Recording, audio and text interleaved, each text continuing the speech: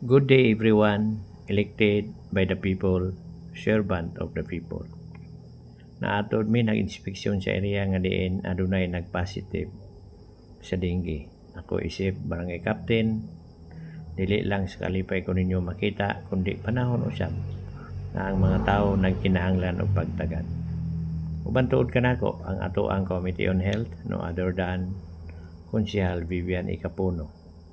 Siyempre, always present ang atong energetic nga BNS in the person of Mrs. Gina Otek. Representative gikan sa Health Center si Sir Jonathan ug Ma'am Reza. Una na mong ibisita ang usa ka dengue survivor.